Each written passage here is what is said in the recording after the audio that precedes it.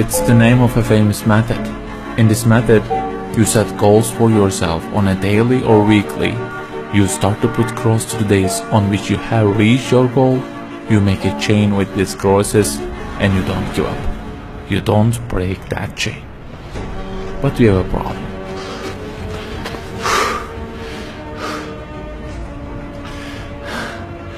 Personal development specialists say that we should have goals. You know, they say like, don't sleep more than 6 hours, learn a language, finish a book every week, don't stop, always run, don't give up on your dream, don't break the chain. Okay, I don't object to them. I also have a table and put crosses on it every day and go after many goals, no problem. But you know what? They don't talk about the most important part of it.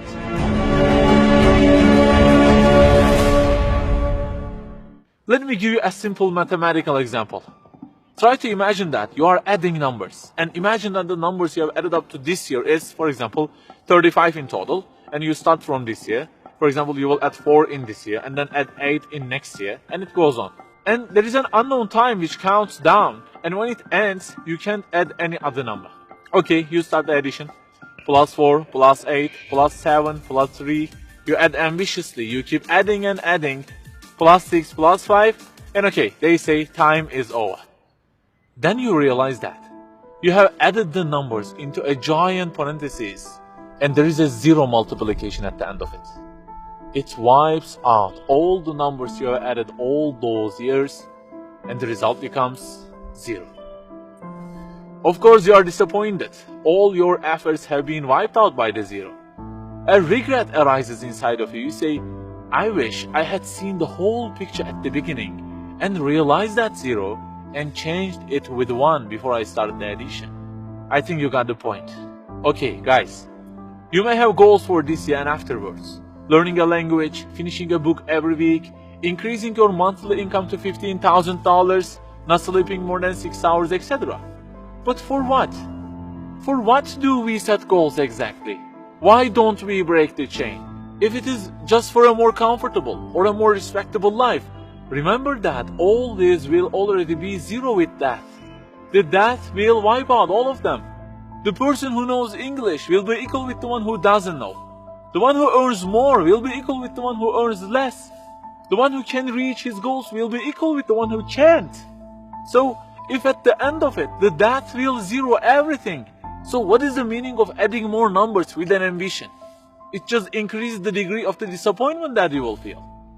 So the logical thing is seeing the whole picture at the beginning. In this life journey, which will end in an unknown time, my first job must be to prevent death from being 0.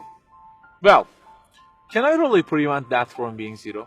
I mean, since everything will leave my hands and will be lost, is there any other way that would transform them into something eternal? I mean, isn't there any kind of stamp for eternity that would impress all of the things that I possess and say, look, there is a seal on them and you can't wipe them out, okay? They will remain forever. The only one to say such a thing is the owner of the everything. And he says, Kullu shay'in halik. Everything, the languages you learn, the money you earn, the books you read, everything will be perished, illa wajhan, except their way towards Him. So the creator of our life says, if your intention is towards Allah, if the thing you do is for His acceptance, it won't disappear, it will be transformed into eternity in paradise.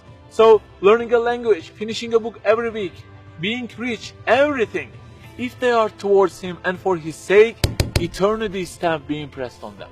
For example, in this year, I will study English for 10 minutes daily. For what? Because serving Islam in the field of English is so important, and I want to gain acceptance of my Lord with it. That 0 has turned into 1. This year, I will finish a book every week. Why? Because this is the way of being a more sophisticated person and serving Islam better, and Allah who is eternal will be pleased with it. Good news, that 0 has turned into 1 because now His acceptance is your intention. I aim increasing the income of my company to $150,000. For what?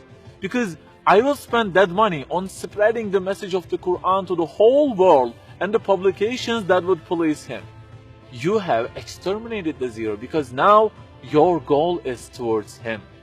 We add and add like this through our lives, and they don't end with death. People who seek Allah's sake in their actions kill their death. Death cannot zero their additions. If the thing we do is for his acceptance, it is not mortal. You may say, I don't really love him that much, and maybe I don't really believe in him that much either. So how can I do everything for his sake? I don't even know who he is. My brother or sister, that's the problem. You don't even know who he is. And actually it is our first job in this life. Recognizing him, that's the first step. The more you recognize him, the more you love him. And the more you love him, the more you seek his sake in your actions. So learn about him. Who made you? What does he want? Why does he give you such a billion things in each day? Read, find out. Turning the zero into one is a lifelong process. Start at the point that you are missing and try to fix it. Like the specialists say, don't break the chain, but keep the chain to gain his acceptance. Run, but run to be eternal. An unknown time counts down, and before starting to add the numbers, the first thing you have to do is to remove that zero. Otherwise, everything you added will be wiped out.